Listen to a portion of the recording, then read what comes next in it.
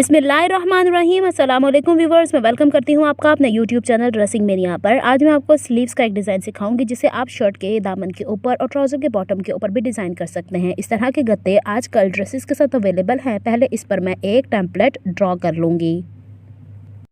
सबसे पहले मैंने यहाँ पर 2.5 इंच पर निशान लगाए हैं और इन दो निशानात को स्केल की मदद से स्ट्रेट लाइन से ड्रॉ कर दूंगी। अब जो मैंने 2.5 इंच यहाँ पर मार्क किया है इसको पहले मैं हाफ़ कर लूँगी इंच स्टेप को इस तरीके से फोल्ड करके, और दो मुख्तलिफ मुकामात पर इस तरह से पॉइंट्स लगाऊंगी और इसको भी मैं स्ट्रेट इस तरीके से लाइन बना दूँगी। अब मेरे पास 3 लाइन्स हैं देखा जाए तो। अब 2 लाइंस तो आपको ड्रॉ ही नज़र आ रही हैं। तीसरी लाइन कार्डबोर्ड का एज होगा। सबसे ऊपर वाली लाइन पर 2-2 इंच के गैप से निशानात लगा लूँगी। इसके बाद जो दूसरी वाली लाइन है पहला मार्क इस पे 1 इंच की दूरी पर लगाऊंगी और बाकी तमाम मार्क्स यहाँ पे 2-2 इंचेस की दूरी पर ही होंगे।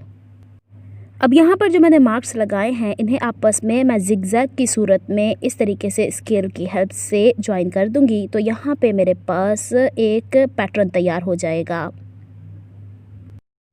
यहाँ पे पॉइंट्स को ज्वाइन करते हुए ये ख्याल रखना है कि कहीं से भी ये लाइन टेढ़ी ना हो, वरना हमारा पैटर्न यहाँ पे टेढ़ा हो जाएगा। पहली 2 लाइंस के अंदर मेरे पास कुछ इस तरीके का पैटर्न तैयार हुआ है। अब लास्ट वाला पॉइंट देखिए जो मैंने अधूरा छोड़ दिया है, उसमें 2 इंच का गैप नहीं है, वो कम है, तो उसको मैं एज इट इज़ छोड़ दूँगी। अब जो ट्रायंगल्स का शेप ऊपर वाली 2 लाइंस पे मैंने ड्रॉ किया है पैटर्न, मुझे नीचे 2 लाइंस पे भी ड्रॉ करना है। तो ऊपर वाली जो लाइन होगी अब जिसके ऊपर मैं मार्क कर रही हूँ, पहले 2-2 इंच के निशानात मार्क करूँगी। इसके बाद नीचे वाली लाइन जो एज है कार्डबोर्ड का उसमें पहला निशान 1 इंच का और बाकी 2-2 इंच के गैप से निशानात मार्क करूँगी। यहाँ पर भी मेरे पास वही जिगजैग पैटर्न हासिल हुआ है जो ऊपर की तरफ था। पूरे पैटर्न की चौड़ाई 2.5 इंच थी, तो इसका आध यहाँ पर 1.2 इंचेस होता है। अब यहाँ पे इन पॉइंट्स को आपस में वैसे ही मिला देना है जिस तरीके से मैंने ऊपर वाले मार्क्स को आपस में मिलाकर ट्रायंगल्स बनाया था। अब हर ट्रायंगल जो यहाँ पर बन रहा है इसके बीच में गैप इक्वल होना चाहिए। अब यहाँ पर इन पॉइंट्स को मिलाने के बाद बारी आती है कि इस पैटर्न को किस तरीके पर कट किया जाए। तो यहाँ पे पहले एक सीधी पट्टी कट करूँगी और जहाँ मैं क्रॉस के निशानात लगा रही हूँ ये ट्रायंगल इसमें से निकाल देने हैं और यहाँ पे ये पैटर्न जो जिगजैग है ये मेरे पास हासिल हो जाएगा। अब ये टेम्पलेट है मेरे पास। इस टेम्पलेट को मैं अब मेजर कर लेती हूँ। इसकी चौड़ाई है मेरे पास 8 इंच। अब मुझे देखना है कि मेरी स्लीव की चौड़ाई कितनी है, उसके हिसाब से मैं यहाँ पे कपड़े की चौड़ाई लूँगी। लेकिन यहाँ पे कपड़े की लंबाई या ऊंचाई लेते हुए ये ध्यान रखना है कि इस जिगजैग से 1/2 इंच ऊपर 1/2 इंच नीचे की तरफ मेरे पास एक्स्ट्रा मार्जिन हो। अब यहाँ पे कपड़ा लेने के बाद पहले इसे सेंटर से फोल्ड करके इस पर क्रीज लाइन बिठा दूँगी और फिर इसे इस तरीके से सेंटर पर प्लेस करके, यानी ऊपर 1/2 इंच नीचे 1/2 इंच का मार्जिन छोड़ के यहाँ पे इस पैटर्न को मैं ड्रॉ कर लूँगी और इसे इस तरीके से दूसरी तरफ इसका मिरर इमेज बनाकर इसे ट्रेस कर लूँगी। यहाँ पर देखिए इसे मैंने पेंसिल की हेल्प से ड्रॉ कर लिया है। इसे ट्रेस करने के बाद जो मेरे पास ट्रेस हुआ फैब्रिक है उसी की लंबाई और चौड़ाई के मुताबिक मेरे पास एक मज़ीद कपड़ा होना चाहिए। अब इस जिगजैग के ऊपर दो साइड के ऊपर मैं बखिया बिल्कुल बारीक करके इसके ऊपर मशीन चला लूँगी। यहाँ पर मैं इसे स्टिच कर चुकी हूँ। इसके दोनों छोटे एजेस मैंने खुले रहने दिए हैं। यहाँ पे जो ट्रायंगुलर शेप में मैंने स्टिचिंग की है उसके साथ साथ थोड़ा थोड़ा फैब्रिक अंदर की तरफ मार्जिन रख के एक्स्ट्रा फैब्रिक को मैंने यहाँ कट कर देना है। जहाँ पे अंदर की तरफ ट्रायंगल है वहाँ सिलाई तक मैंने स्ट्रेट कट करना है और जहाँ उभार है वहाँ पे एक्स्ट्रा कपड़े को कट कर देना है।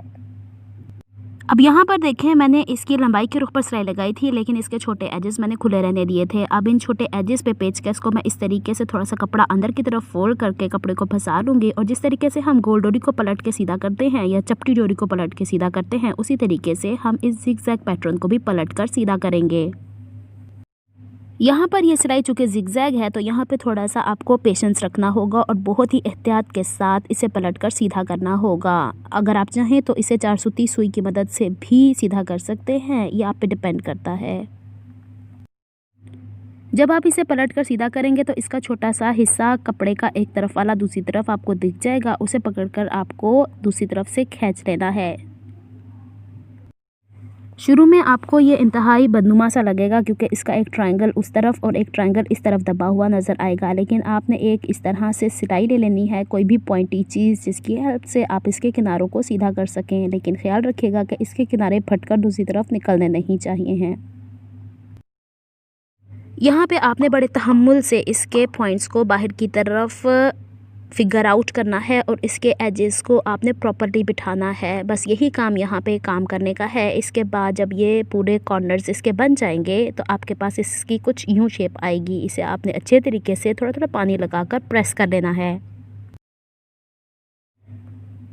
और प्रेस करने के बाद इसकी शेप आप देख चुके हैं। अब यहाँ पे मैंने स्लीव्स का वो हिस्सा जिसके ऊपर इसे अटैच करना है उसकी लेंथ रखी है टोटल 18 इंचेस। बस आपने जितनी स्लीव तैयार करनी है जो मैंने आपको मेजरमेंट बताई है उसमें आपने 3 इंचेस लंबाई कम रखनी है।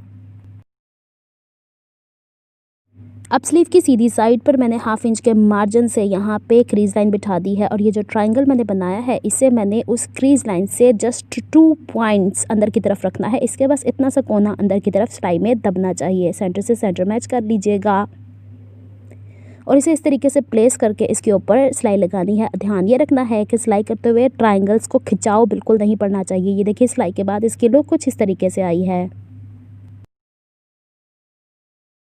यहाँ पर मैंने 2 इंच चौड़ी और स्लीव की चौड़ाई जितनी लंबी पट्टी ली है उसका हाफ इंच बैक की तरफ फोल्ड कर दिया है। इस पट्टी की सीधी साइड यहाँ पे स्लीव की सीधी साइड से मैच करके जो यहाँ पे ऑलरेडी मैंने सिलाई लगाई हुई है इस ट्रायंगल को जोड़ते हुए उसके ऊपर सिलाई करते जाना है। अब यहाँ पे देखें इस तरीके से सिलाई हुई और सिलाई करने के बाद इसे प्रॉपरली बैक साइड पर मोड़ने के लिए सारा मार्जिन मैंने पट्टी की तरफ करके इस पर कोने की सिलाई लगा दी और इसे इस तरीके से जब फोल्ड किया तो ये ट्रायंगल्स बाहर की तरफ आ गए। अब जो पट्टी मैंने अंदर मोड़ी है उसके ऊपर मैंने सिलाई लगा देनी है।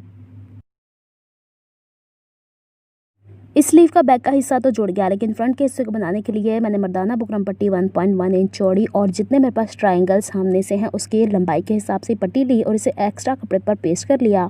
दोनों तरफ हाफ इंच का मार्जिन कपड़े का छोड़ा, एक तरफ का मार्जिन मैंने बैक की तरफ पलट के इस पे एंकर की लच्छी की मदद से यहाँ पे स्ट्रेट सिलाइयाँ लगा ली हैं। ये सिलाइयाँ लगाने का मेथड ऑलरेडी मैं पिछली वीडियो में शेयर कर चुकी हूँ, उसका लिंक मैं डिस्क्रिप्शन बॉक्स में दे दूँगी। अब यहाँ पर मैंने एक लेस को ज्वाइन करना है। लेस की सीधी साइड यहाँ पे मैंने धागे की लाइनें यहाँ पे स्टिच की हैं उसकी तरफ रखना है और इसे इस तरीके से इसके कॉर्नर्स के ऊपर स्टिच कर देना है। जितना हिस्सा मुझे अंदर की तरफ दबाना है और जितना शो करना है वो बाहर की तरफ रहेगा। अब यहाँ पे जो मैंने सिलाइयाँ लगा कर कपड़े को बुकरम के ऊपर तैयार किया है उसकी चौड़ाई के जितनी चौड़ाई और ऊंचाई में हाफ इंच एक्स्ट्रा मार्जिन रख के एक्स्ट्रा कपड़ा कट कर लूँगी और उसे बैक साइड के ऊपर रख दूँगी और जो ऑलरेडी सिलाई मैंने लगाई है लेस को ज्वाइन करते हुए उसी के ऊपर दोबारा से सिलाई करके इस कपड़े को स्टिच कर दूँगी और उसे पलट कर बैक की तरफ फोल्ड कर दूँगी। अब यहाँ पर देखें कि इस तरीके से मैंने इसे सिलाई की थी। सिलाई का सारा मार्जिन मैंने बैक के कपड़े की तरफ पलट के इस पर कोने की सिलाई लगाई और उसे पलट के इस तरीके से बैक की तरफ फोल्ड कर दिया है। अब यहाँ पे स्लीव को मैंने उल्टा करके रख लिया है और उसके ऊपर ये सामने वाला कफ इस तरीके से रख दूंगी कि इसका भी उल्टा हिस्सा ऊपर की तरफ रहे। अब इसे पलट के इस तौर पर इस ट्रायंगल वाले हिस्से पर रखना है और ट्रायंगल का उतना ही हिस्सा अंदर की तरफ दबाना है जितना ऊपर की तरफ दबाते हुए मैंने यानी 0.2 इंचेस सिलाई लगाई थी। यहाँ पे ये देखें मैंने सिलाई लगा दी है और ये सारा मार्जिन मैंने नीचे की तरफ फोल्ड कर लिया है। अब इसका बुकरम वाला हिस्सा ऊपर की तरफ आएगा, स्लीव को सीधी तरफ कर लेना है और इन ट्रायंगल्स को इस तरीके से दबा कर अंदर की तरफ इस पर कॉर्नर की सिलाई लगा देनी है।